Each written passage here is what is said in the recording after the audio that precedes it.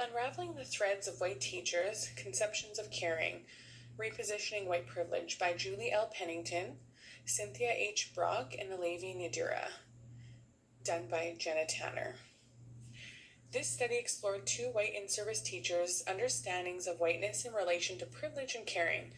A year-long professional development set of courses used a multi-model construction of three significant course experiences designed to reposition whiteness and illuminate white teachers' predisposition to care for their students in ways aligned with their own conceptions of caring.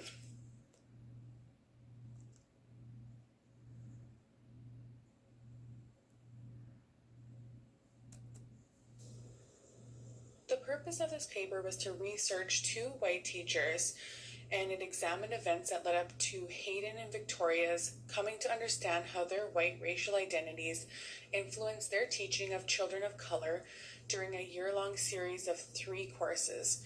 It showed their understanding of whiteness in relation to privilege and caring.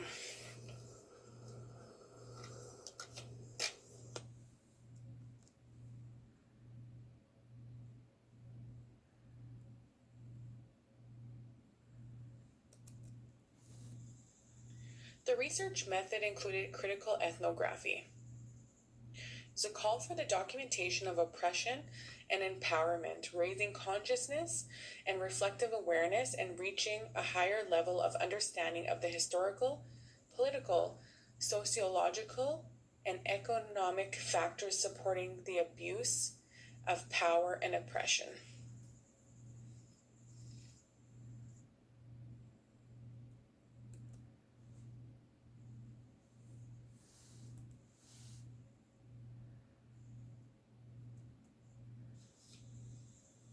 As stated earlier, the study was done over a year-long process of three classes. It was conducted on what the teachers learned about their white racial identities and caring, and how the teachers learned about their white racial identities and caring. As per ethnographic traditions, we relied on observations and field notes by Emerson, Fretz, and Shaw in 1995 to collect data during the class meetings. Our second set of data consisted of reflective interviews with the focus participants, Hayden and Victoria. The interviews explored how the three significant components of the courses, a privilege checklist, the use of counter-narratives, and a privilege walk activity, that shaped and influenced their learnings about whiteness and caring.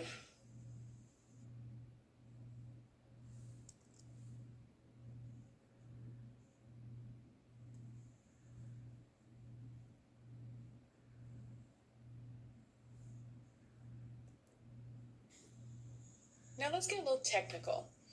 We used a conceptual framework based on three notions. One, critical white studies by Frankenberg, 1997, Gilborn, 2005, Kincheloe and Steinberg, 1998, Caputo and Lin, 2006. Two, caring by Noddings, 1984 and 2003. And the last was a multi-model communications by Kress and Van Leuven, 2001, as a lens to explore how the coursework facilitated Hayden's and Victoria's learning about race and caring.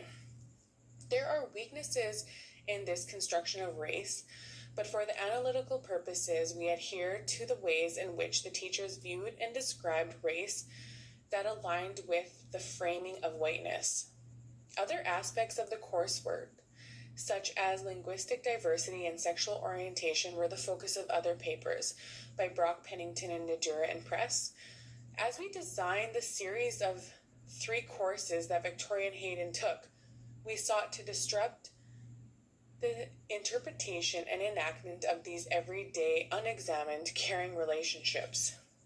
So to examine whiteness, we used Helms' stages as others have in teacher education. It was a process-oriented model which describes how people grow in terms of their cultural identities or worldviews and can assist educators in three areas: understanding teachers' behaviors, including resistance, sequencing course content, and creating conductive learning by McAllister and Irvin, 2000, page 5. We focused on repositioning the white teachers' racially by using social semiotics by Chandler 2002 and Van Leuven 2005 in our course design. Semiotic meditation within socio-cultural theory refers to the notion that the effective meditation of the use, development, and understanding of signs is an important way to facilitate learning by Wersch 1985, 1991, and 1996. Aligned with the tenets of the multimodal theory of communication by Van Leuven, 2005, the 3 courses were designed to extend over a significant amount of time between May of 2005 and August 2006. During these meetings across 15 months, relationships were formed and reformed in various ways by the teachers through their interactions with each other, with us as instructors, as well as with various guest speakers, multiple text films, online discussions, class activities, simulations, and month-long stay in Santiago, Chile.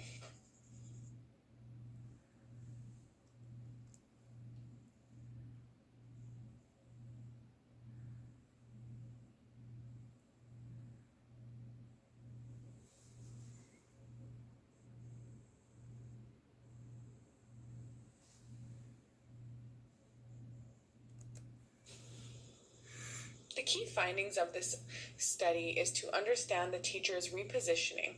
We use Van Leuven's 2005 4 elements of a multimodal cohesion, composition, rhythm, information linking, and dialogue in the following section to detail the role design played in their learning. To sum that up, Hayden and Victoria learned about white privilege as evidenced by their articulation of how they moved from a lack of awareness of race to the ways in which their white identities affected their relationships and understandings of people of color. Victoria's new translation of her students' stories reveals her understanding of her positioning as a white teacher. Gay 2000 supports the notion of self-examination in her call for culturally responsive caring, stating, if teachers do not know how their own cultural blinders can obstruct educational opportunities for students of color, they cannot locate feasibility places, directions, and strategies for changing them. Page 71. We argue that for white teachers to think about how to care authentically for students of color, 2 points must be understood.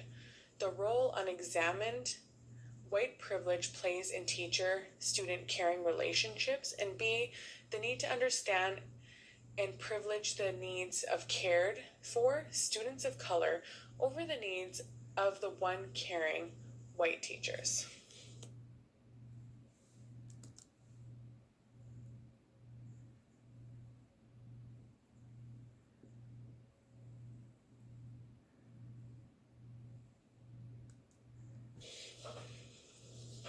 In conclusion, our goal was to destruct what Noddings 1984 and 2003 with regards as an unauthentic caring bound by racial privilege. Based on our analysis across time, Hayden and Victoria did come to understand their racial positioning and their role caring plays in racial interaction through the multimodal construction of the course.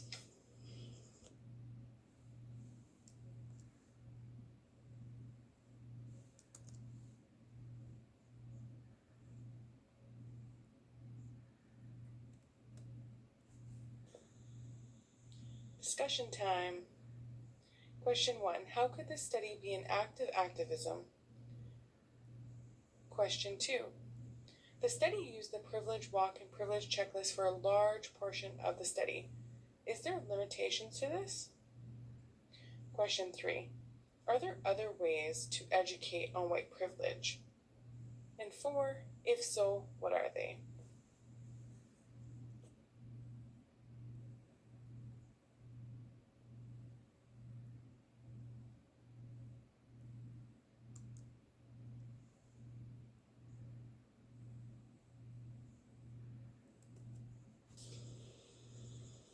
Thank you for listening. The works cited are below, and my name is Jenna Tanner.